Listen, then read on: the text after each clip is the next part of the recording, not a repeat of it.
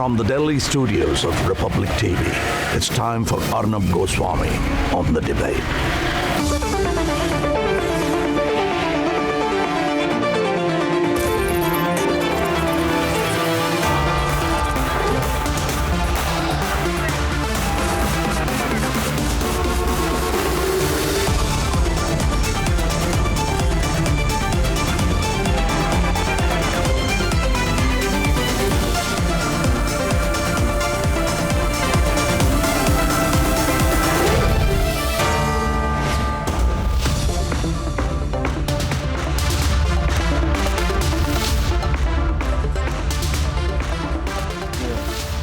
Ladies and gentlemen, the Ukraine war has catalyzed a change in the world order.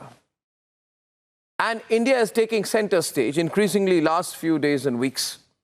From the US to UK to Russia now, world leaders are all rushing to New Delhi as the war continues in Ukraine. India can no longer stay completely away, but importantly, India can also no longer be ignored. Here's why, and then we debate.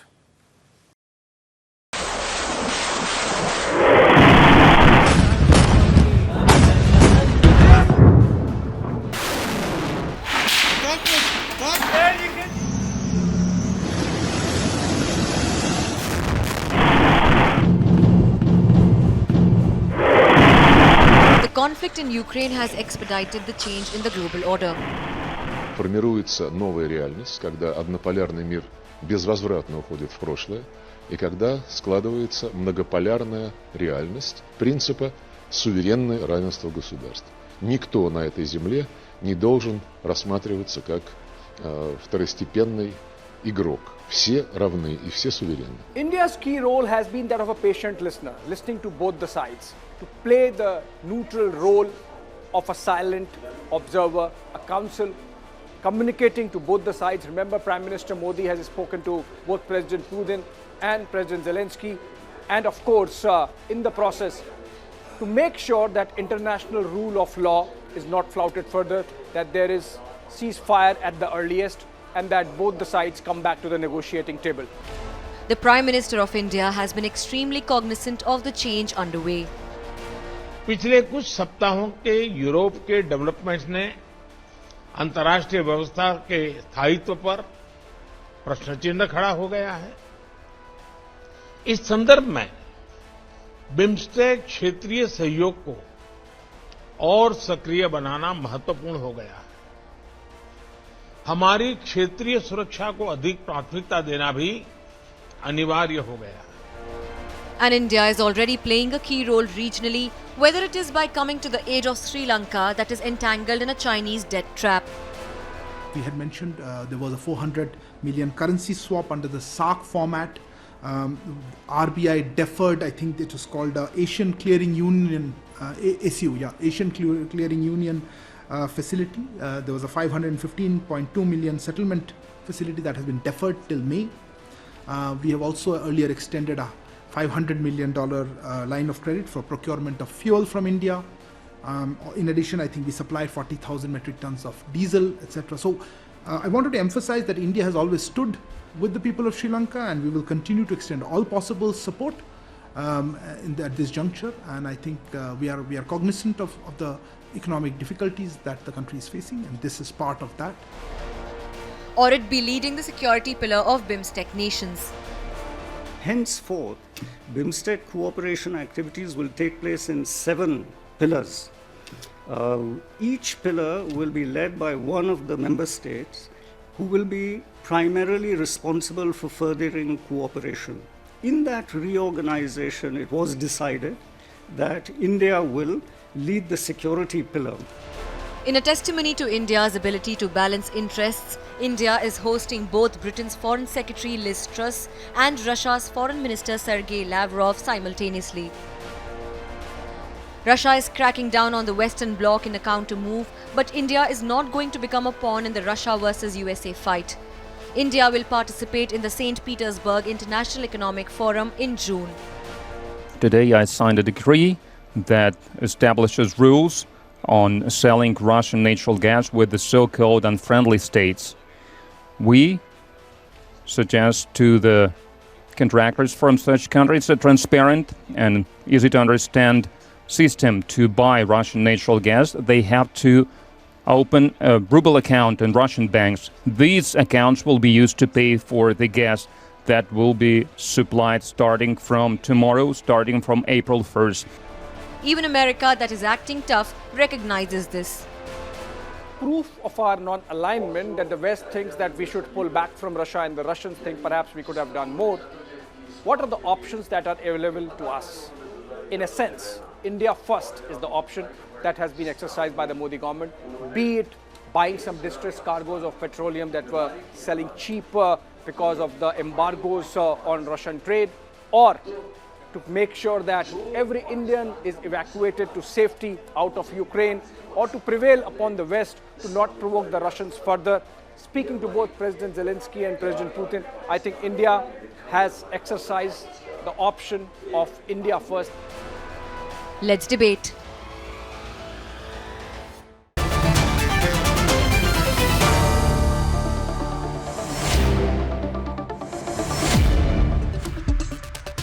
Subject has come up so often of late, and there is so much growing controversy over it and strong views on India's role, what India should be doing. I thought we'll have a full focused discussion on this. And with us once again is Dov Zakheim, former Undersecretary of Defense in the George W. Bush administration and currently senior advisor at the Center for Strategic and International Studies. We have Dan Smith, director of the Stockholm International Peace Research Institute from Stockholm in Sweden, and Michael Allen is with us tonight, and he is a former special assistant to President Bush for non-proliferation. He's worked on the Indo-US civilian nuclear deal. And we have Ivan Ereguin Toft. He's director of the International Relations Concentration, Brown University. He's a lecturer in international public affairs, joining us from Cambridge in Massachusetts. Malgorzata Monikowska is president of the Center for International Relations in Poland. She's on the top right of your screen. Michael Clare is senior visiting fellow of the Arms Control Association. He's there on the bottom left, second screen. And we have Dr. Marcus Papadopoulos. He is historian, analyst, and author specializing in Russia and the former USSR. He's joining us live from London. And he's right there in the box below me.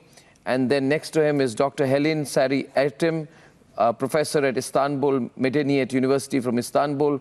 And the Indian side is represented by Abhijit Iyer Mitra, and writer and defense expert, and Professor Madhav Nalapat, strategic analyst. Thank you very much, gentlemen, ladies and gentlemen. I want to open up this discussion. And Dov, I think the Americans should stop being so rude and stop being so pompous. You know, we had this junior official from the U.S. His name is Dalip Singh. I think he's one of your deputy NSA's middle-ranking official, who comes to New Delhi and tries to lecture New Delhi. And he says to India, you will have consequences. He says to India, Abhishek, he says there's going to be consequences to countries that actively attempt to circumvent or backfill these sanctions. What consequences are we to expect, Dov, you think?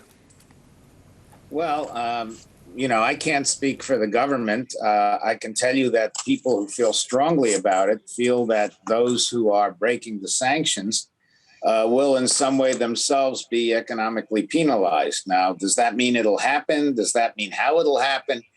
I really don't know. And I know that India has been, and we've talked about this on this program, has been very forceful about not taking sides, about not breaking relations with the Russians or with us.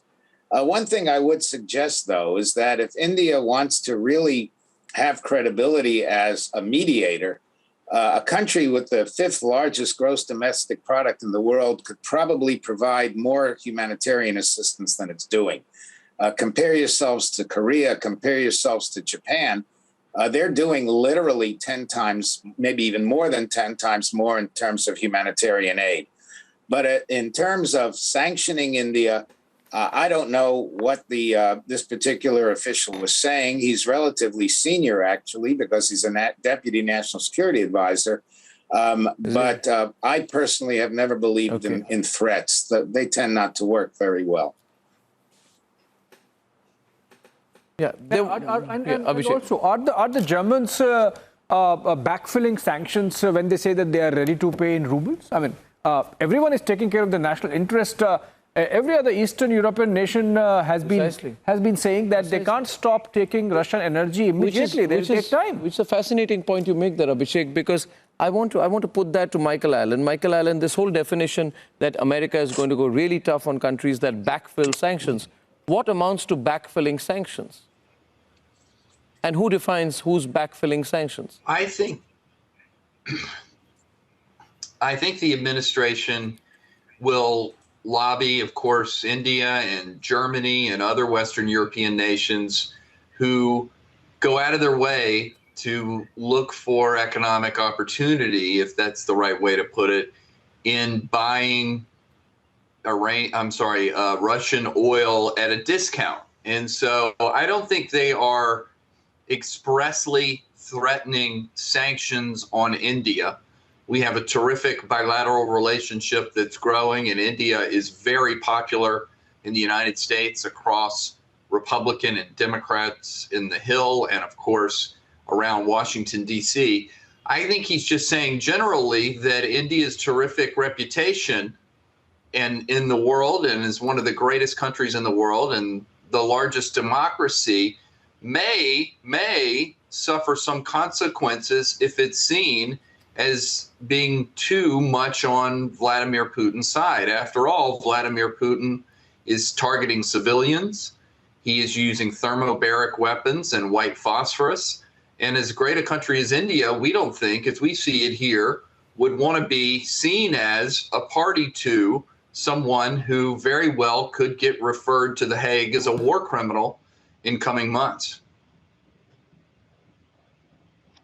I don't know, but I don't know. I somehow begin to feel that, and I'd like to go to Ivan Toft also. I just begin to worry that America is perhaps losing its sense of reality. Every country looks out for itself, and the more these kind of threats, it's going to really hurt American long-term interests. You need India, and I don't know, Ivan, is this? I mean, it's suicidal at this point of time, Mr. Ivan Toft. I would say, when America should be seeking more support to go around wagging their finger at countries, especially large and significant countries like India. This kind of threat that's gone from America, it's not going to help. I mean, eventually India may go in for the rupee-ruble payment system, for example. You know, we may go up for the rupee-ruble payment system. The Germans are doing it. Yeah, so I mean, if it helps us. It works for our people, and I see no reason why we shouldn't go there. Can you present a contrary argument, please, why India should not? I'm not sure I can. I would say that I think the point you made earlier is the most important point, which is that states tend to look out for their own interests first, and they define their interests in different ways. The question isn't whether India will experience consequences from not doing more to enforce the sanctions that have been applied. The question is whether those consequences, however they are, outweigh India's broader interests in maintaining friendships with Russia. I mean, India needs Russia diplomatically as a counterweight to its emerging nemesis, which is the People's Republic of China. And it's also still remains highly dependent on Russia for its weapons industry, spare parts, upgrades, the kinds of things for its national defense. So those are real interests that India has to take into account. And I actually think that going back to the non-aligned movement, India's right. It's in a pivotal position now. I have been one of those that think that one thing that India and Russia share is a bit of excessive discounting in international fora, in the sense that I wouldn't go so far as to say India has been ignored. But I will say that it hasn't been given the consideration it deserves. And I think Russia, in the decade leading up to the current crisis, was largely or overlooked and discounted as well. So they both share that. As to the United States and its efforts to impose these sanctions, it's not personal to India. it's the hope, and it's only a hope, that the threat of sanctions and the pain that will be forthcoming will give Russia a counterweight to its narrower interests in Ukraine and make it rethink its ambitions. And that's all I would say. And, you know, this is a horrific conflict. The point that was raised earlier about Russia fighting the war the way it's fighting it, no doubt, is a real point for both India and for the United States in terms of against. And then I just mentioned lastly, non-aligned and being neutral for India is still relatively difficult because at root, Putin's complaint in Ukraine is very similar to a problem that India has, which is border disputes with China. Both sides claim sovereignty in these areas. So India has as a counterweight to its efforts to remain powerful, recognized, and neutral, the problem of the precedents that might be set. But even if I can just come in on the China point which you made there, Abhishek actually wanted to respond to you. Abhishek, you want to make the point to him, but because this point is made repeatedly that India needs American help, or India needs Russian help as a counterweight to China. Our own view, Mr. Toft, Professor Toft, is that we have been taking care of that entirely by ourselves, including when we were in a fairly serious skirmish, armed skirmish, face-to-face fight with the Chinese in Galwan. We dealt with it. We had casualties. We delivered a really bloody nose to the Chinese. Yes. And we're sorting it out bilaterally. This assumption that India somehow needs the Russians or the Americans to sort out the issues with the Chinese is completely misplaced. If you see the rate at which India's defense infrastructure is being built, we are arming ourselves to be the only country with a border like that with China, which is actually dealing with it. We have sent a clear message that we can stand up to China. But more importantly, because you use the word nemesis for China vis-a-vis India. Remember, in the long term, China is going to be nemesis of the United States. Correct. By your actions over the last few months, you have put Russia firmly in the lap of China. Has that been a smart move by the Americans? That's the question. That's a good point. Maybe Mr. Toft would like to take that. Well, I'd like to add one more thing. I don't want to be remembered as having said that as extremely as you characterized it. So that's not what I meant. I'm just meaning it's smart. The United States is smart to consider Russia as an ally against China and India as an ally against China. Again, all of us are following our interests, and it's a balancing act. It's not a question of a claim that India can't defend itself. India is obviously a tremendously effective, and it has been on its own in many cases when I think it shouldn't have been. But that said, I did not mean to suggest, and I would actually reject that suggestion that I'm claiming India is somehow helpless or entirely dependent on Russia. Nothing of the kind. It's just that when you think of counterweights, when you think of long-term rather than short-term issues, it's helpful to have these kinds of counterweights and to keep your options open. And maybe India is doing a better job of that, of thinking long-term, than the United States is in this particular case. So I think we're doing that, and I think we're doing that actually. And if I may say so, as a proud Indian citizen to you, Professor Toft, as an Indian, am enjoying this. I mean, I am truly, and Professor Madhav Nalapat is a very, very distinguished strategic affairs expert from India. I am truly enjoying this, Professor Madhav Nalapat, that we, in our defense policy, in our global affairs, are just looking out for ourselves. But he wanted to make another point. It's not purely rhetorical. The point that Professor Madhav Nalapat is probably, if I can read his mind, going to come into is who all will the America sanction? Will America sanction Germany, for example?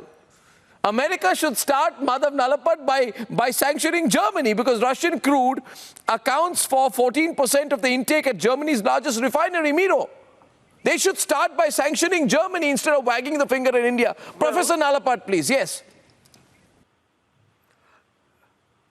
Arnab, they should start by sanctioning China, which has admittedly committed armed and unprovoked aggression against India. The way they have sanctioned Russia for its own actions on Ukraine, and they have not done that to India. Are we a lesser country than Ukraine for some reason? To the West? I don't know. And I want to ask a simple question. Somebody was talking about South Korea and Japan. Probably he's not aware. He's probably not traveled in India. We don't have the per capita income of South Korea or Japan. we have a slightly different per capita income. And this is something that that gentleman doesn't seem to know as yet. Well, I'd like to tell him, come and find out yourself. Look, I want to say, what are these consequences, Arnab? The consequences of obeying President Biden, who I thought he had gone back 30 years. He seems to have gone back 100 years. But the consequences will be mass starvation because we're not able to buy urea, we're not able to buy fertilizer, mass inflation because we'll have to buy oil at very inflated prices. And this is these are the consequences if we're not allowed to trade normally as we trade with all our trading partners, including the United States, including Russia. Does he want Indians to suffer and starve? Does it? I mean, a lot of the world is going to starve thanks to these sanctions on Russia. Russia and Ukraine, the breadbasket has been taken away from so many people. Wheat prices are going to rise. So much of the world economy is being damaged, including, may I say, when Putin turns off the tap tomorrow, the economies of Germany, of Italy, and a lot of European countries, unless they buy rubles. Why are you doing all this? What are you getting out of doing all this? Well, I want to put that to Dan Smith on the specific point of sanctions. I want your thoughts on this, because my own view is that maybe it would be more advisable for the Americans to start by sanctioning Greece, right? Or maybe sanctioning Italy, or maybe sanctioning the Dutch. Let me start with the Dutch. I think the Americans should sanction the Dutch, because the Dutch refinery, 45% of that is owned by Russia's Lukoil. It declined to comment on whether it is using Russian crude oil. The Dutch are living off Russian oil. Italy's largest refinery, owned by Lukoil-controlled Swiss-based Litasco SA, processes only massive amounts of Russian crude. So Greece, Italy, the Dutch, and Germany, they're the ones, maybe because America has close relationships with them, maybe a sanction or two there would help, don't you think, Mr. Smith, instead of, insisting that India should fall in line? I think that if the Deputy National Security Council advisor who made this comment that there would be consequences for India, I think if he were listening now, he would understand that he made a diplomatic faux pas and he shouldn't have said it. It's not helpful, and this discussion actually isn't helpful. The sanctions are aimed against Russia, and you talk about the food crisis in the world. It's very true that there will be a big impact, and a negative one, on food security, probably in the in this year even, and certainly as later on in this year and into next. But the thing is that the Ukrainian contribution to world food supplies is being destroyed by Russian artillery and missiles and the war that has broken the UN Charter and also broke the security assurances that Russia itself gave to Ukraine when it gave up nuclear weapons nearly 30 years ago. The Russian contribution to world food supplies is being held back by the sanctions. Russia has the freedom of maneuver to say, okay, so we're stopping this war. We're getting nothing out of it. And therefore, we go back to our starting blocks. We probably get an agreement from Ukraine that it will accept that it is not entering NATO anytime soon or ever. There can probably be an agreement that there will be no long-term basing of NATO forces in Ukraine, because NATO tends not to do that in militarily non-aligned nations in Europe.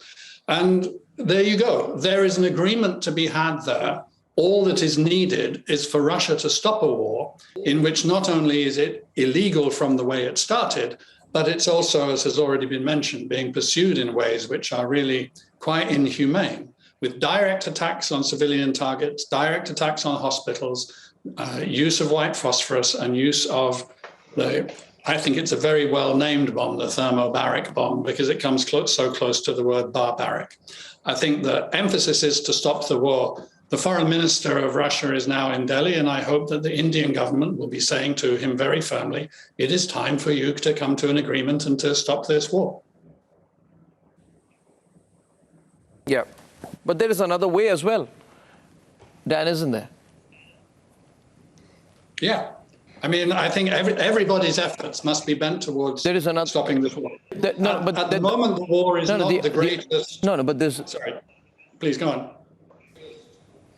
No, you were talking about food security. Sorry to intervene. I was just saying to you that there is another way as well, Mr. Smith, and that would be for America to stop instigating, the war to continue into another week and another week by carrying out a proxy operation, by sending in mercenaries, calling them Ukrainian independence fighters, by getting foreign mercenaries paid £3,000 or $3,000 a day, pumping that all into Ukraine by sending more arms, when you know that prolonging the war is going to endanger not just the food security of the entire world, or at least a large part of it, but also, is going to cost hundreds and thousands of Ukrainian lives. Why is that way not being looked at at any point of time? And I find it ironical that while America will not do that and the West will not do that, they would question how much humanitarian aid India is sending to the people of Ukraine. Well, we have sent about 100 tons of humanitarian aid already, without needing anyone's encouragement for it. But who's causing the war? I think equally now it's a 50-50 situation. I truly think so. So Russia started the war. Russia's carrying on the war, but it's also being instigated from the other side. Which Ukrainian missile has landed on which Russian city? Which Russian civilian target has been attacked by Ukraine? On what day did Ukraine breach the United Nations Charter by invading Russia? I mean, we can talk about and agree, I think. I would be myself very critical. No, we'll talk about it. About NATO's can I respond to you? In Europe. Can I respond to you?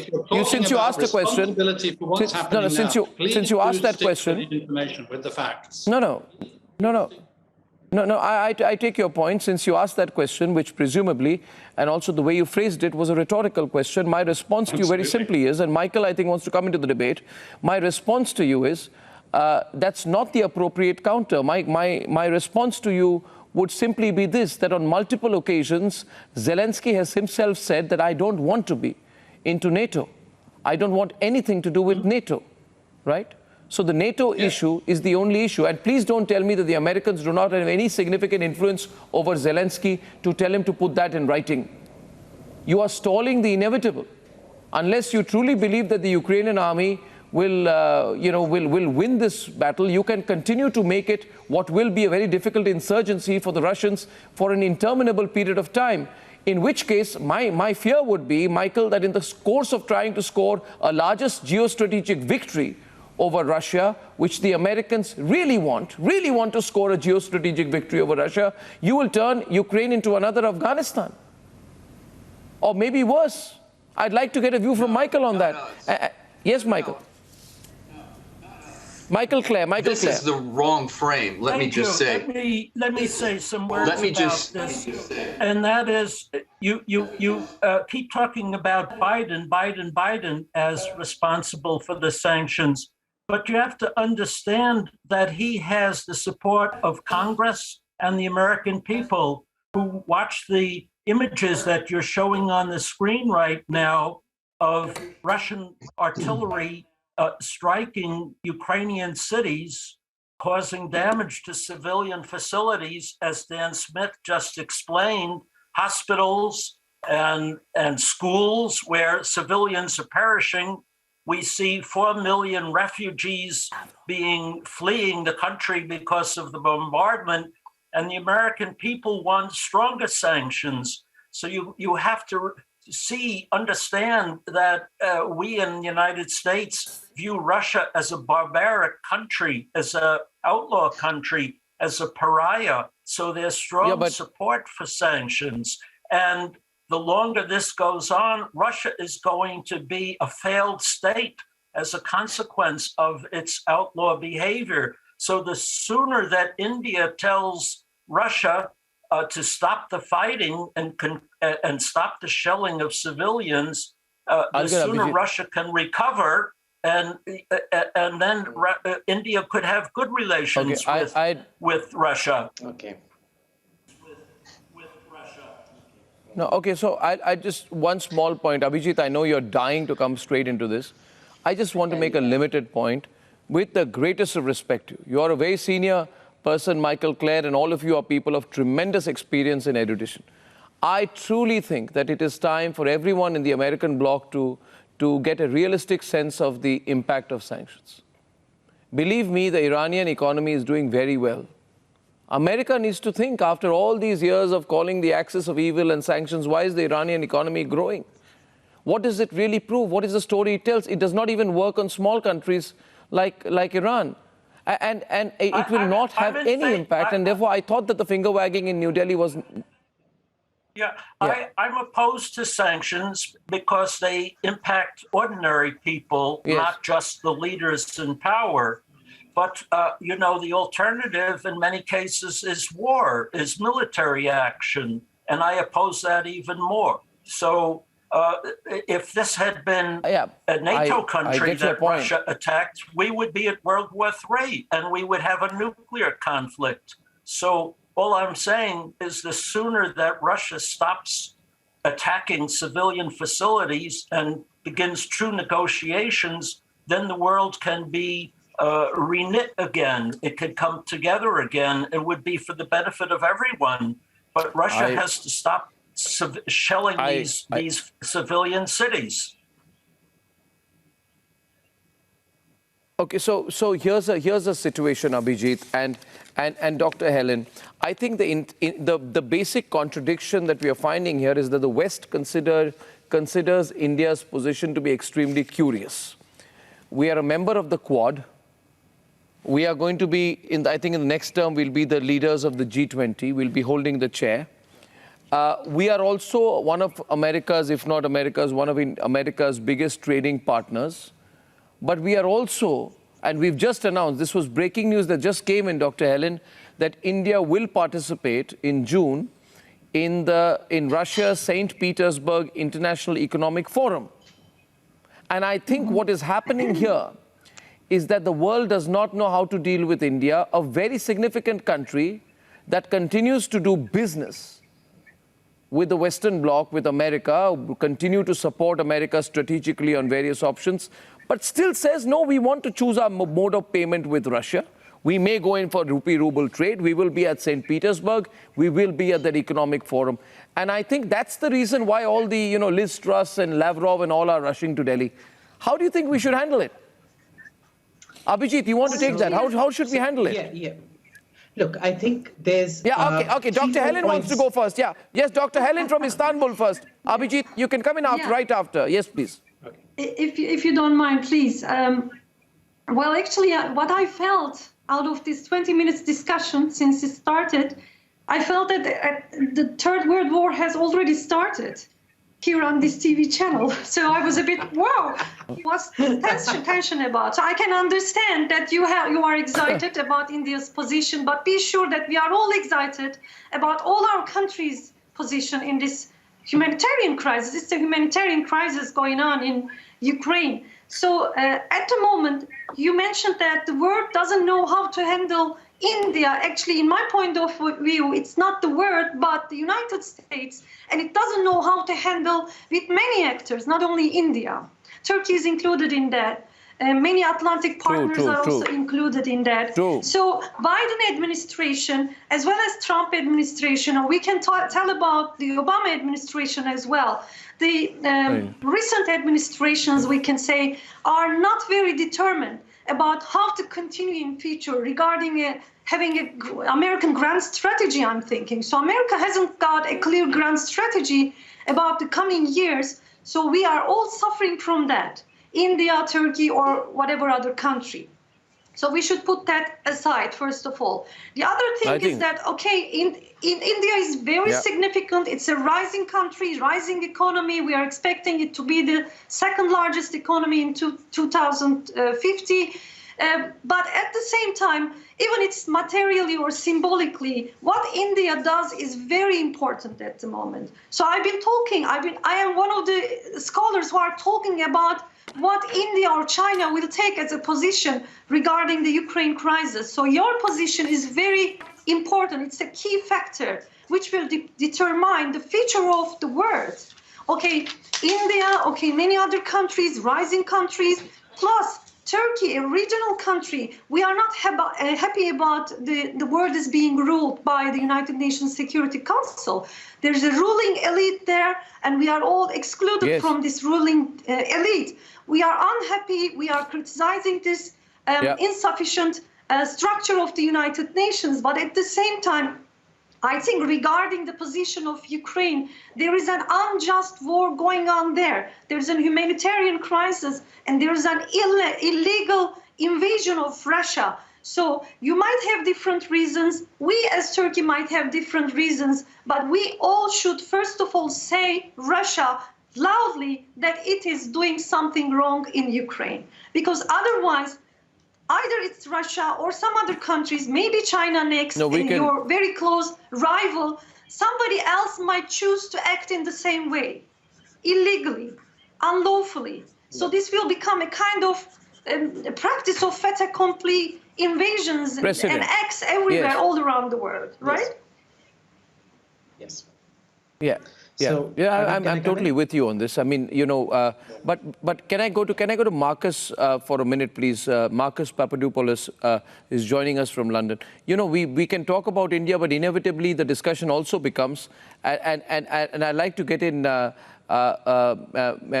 Bonikowska's views also from Poland.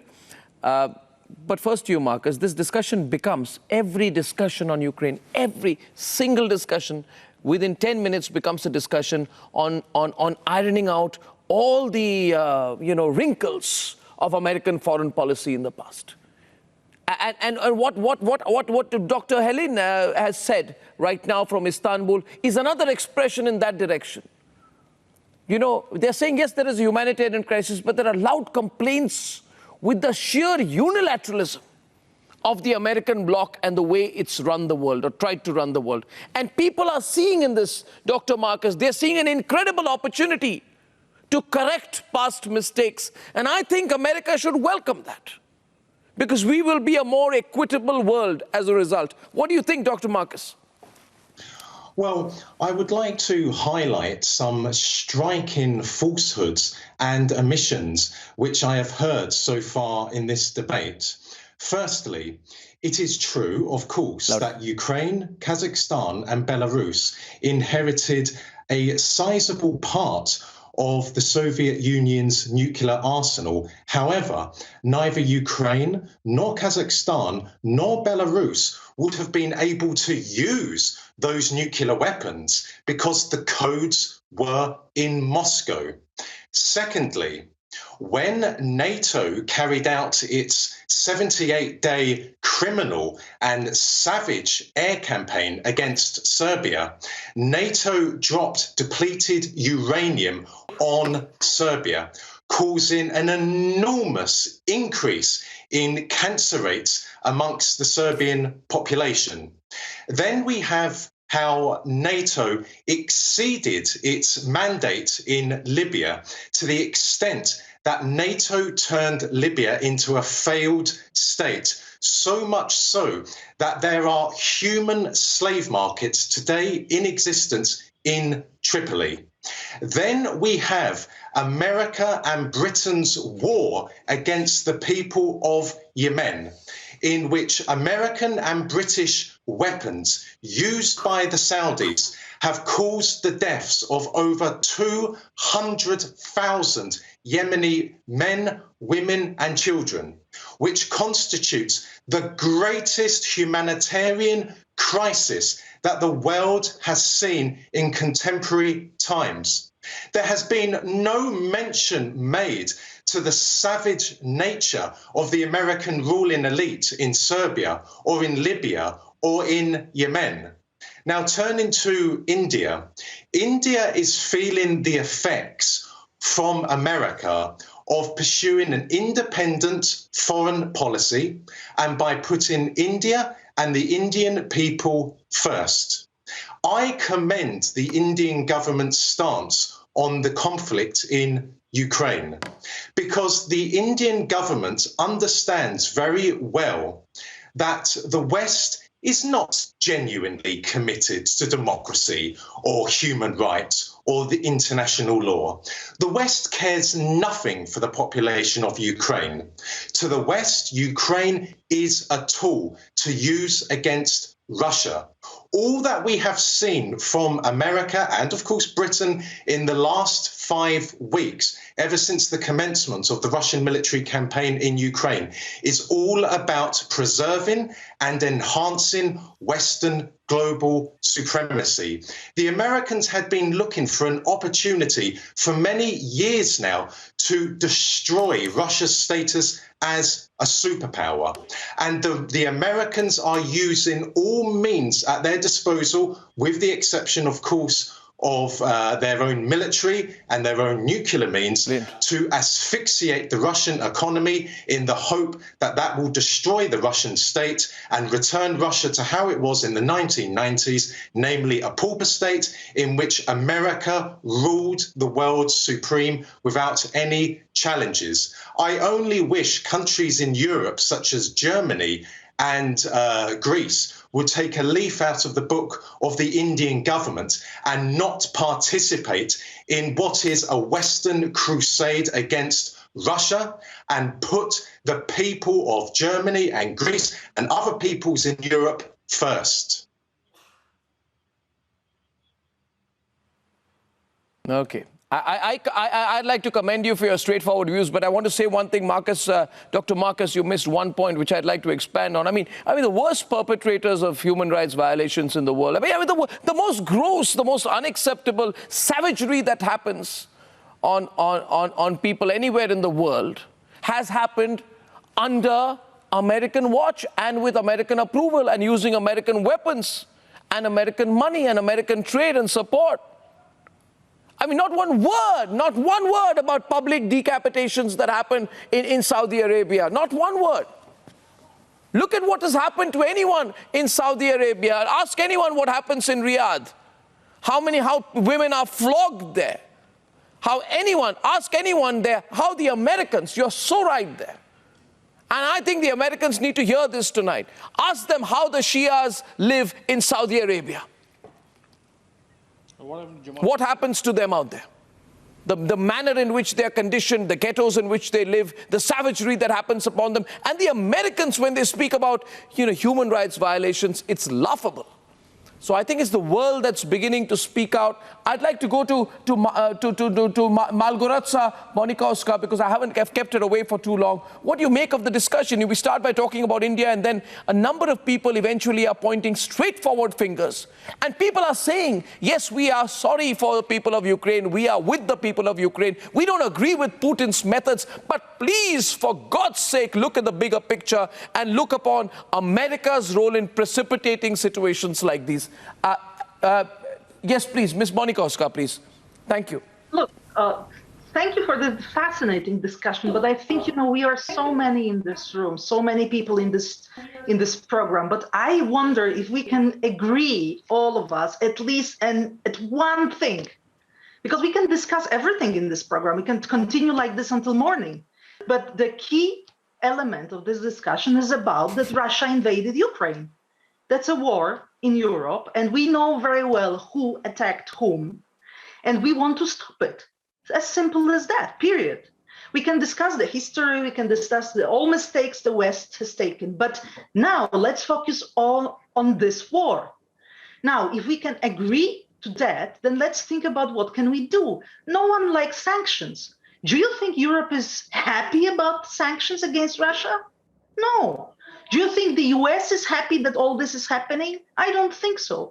And countries like Poland, we are a frontline state now. We are just neighbor country to Ukraine, to Russia as well. Do you think we are happy about this situation as a member of NATO or as a member of the European Union? Not at all. We are the first country interested in having great relations with Russia. It's our neighbor. But how can you do it if this country threatens another country?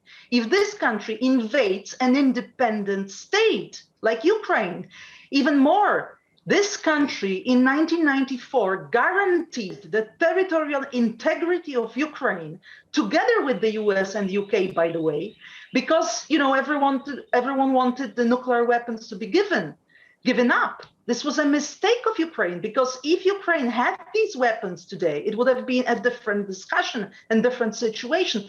So the real point is here how to solve this particular war and what to do in a larger sense to be able to survive on this planet. Because if we mention the Third World War, this is something any one of us want to face. Do we? I mean, that's incredibly important point we've made. Sure. If we want to avoid it, we are 200 countries on Earth, 195 countries in the UN. Are we able to survive on this planet? Are we able to resolve these kind of problems or not? And this is the role of India. And I would stress it, European Union counts on India, counts on Indian wisdom to be able, because you have position to also as a neutral country to step down and discuss it and help us really not to put the things upside down, as a neutral but country, to just face the truth. Ma'am, as one from a neutral country, can I ask a short question? Does the survival of the world depend on expansion of NATO to the east? Is it an imperative? And if that's not an imperative, then the war could have been avoided. Is this the question to me? Yes. It's a completely all on the other side, because you put the question upside down. NATO did not expand. There are countries like Poland, my country. I can tell you from my own experience and my own memories. We wanted to go and be member of NATO. Why? NATO was 16 countries. I think it was a fantastic question there. You see, the point is also, was it a if you look at what started this, it was this sort of the sheer manner in which NATO or the America was seen to be wooing Ukraine. I mean, I think the question is there. The answer was, we don't need to be an existential threat across the world because the NATO was trying to woo Ukraine. And if that matter is over, it's over. I think a lot of mistakes have been made, but Abhijit has not spoken. Abhijit, British Foreign Secretary, Foreign Minister of Russia, all are in India, right? And my own view, Abhijit, is that a more flat world, a more equal world is a better world. I think we can use the opportunity to work in that direction. What do you think? I think the Indian view here is very clear that the Russian invasion of Ukraine is illegal. The point is, we also believe that the bombing of Bosnia, the separation of Kosovo, the completely illegal invasion of Iraq, dressing up, preventive war as preemptive war, the overshooting of the mandate in Libya, the deliberate attempts at breeding Al-Qaeda and ISIS and referring to them as moderate rebels in Syria, and then accusing Russia of aggression when it goes in to stabilize the situation. America has done more to destroy international peace and what is international law? International law is ultimately built up through jurisprudence and through constant repetition. America has destroyed it so comprehensively today. The problem is Ukraine is not the red line. That red line was there in 1995. It was there in 97. It was there in 2003. It was there in 2011. And all these people who are talking down to us went along with it. Most of them, I bet you take half the participants on this screen today, they would have all participated in the illegal invasion of Iraq. What was that? So I'm sorry, I'm just not willing to accept that Russia needs to be singled out for doing what you people have been doing all this while, number one. Number two, Arnab, very specifically, we need to understand that the Biden administration is a deeply dysfunctional administration. Unlike previous presidential administrations that knew where to take orders from, this one seems to have it's very incoherent. Siloized into several. It's siloized into several power factions. They are all gaffe prone. I think one of our guests very clearly said that if Dalip Singh had the opportunity, he would walk back his comments. The third point here is one of reciprocity. All this outrage. Remember what Russia has done to Ukraine, using an ethnocentric ground to go invade and grab land, is exactly what Pakistan did to us. Where were all these people then? In fact, even today, Arnab, very well put. Today, Liz Truss, the UK Foreign Secretary, was repeatedly pushed by a journalist to say that Pakistan sponsored terrorism against India. She refused to say it. She was asked on 3 different occasions. So that's the irony. That's the sweet irony, isn't it? Racist. Amazing. I'm sorry, Arnab. How could you even tolerate that kind of racism, calling Russian barbarians?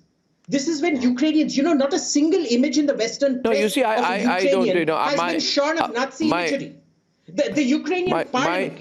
Let me one second. I think the West is overdoing it. The Ukrainian parliament has tweeted out rubbish about Nazis, calling them national heroes. Ivan Mazepa, Simon Pelitura, Stepan Bandera, Roman Shushkevich. Roman Shushkevich, who killed 100,000 Poles. These people were SS officers. There is not one image of a Ukrainian I tell you, Abhijit, this is Abhijit, because I'm running short of time, I just say one thing at the end. I think we've had a lot of panelists, so yes, I haven't been able to give each other individual time, but the important thing is everyone listen to each other. And on my program, what I do is I get 7 to 8 global capitals and centers on a discussion like this very often. My own understanding of this is you have to introduce multilateralism in spirit in the UN Security Council and across the world. Parity is the only way in the future. We're not going to be in anyone's corner. One last piece of breaking news. Putin says from April 1st, that's tomorrow, you want gas, you pay in rubles. Ruble for gas is the deadline, April 1st for payments from tomorrow. He's pushing it. European countries have to decide. If they want gas, they pay in rubles. This is economic brinkmanship at a new level. We're tracking the story closely out here on Republic. And see you tomorrow, same time, 9 o'clock, ladies and gentlemen. Till then, good night and goodbye.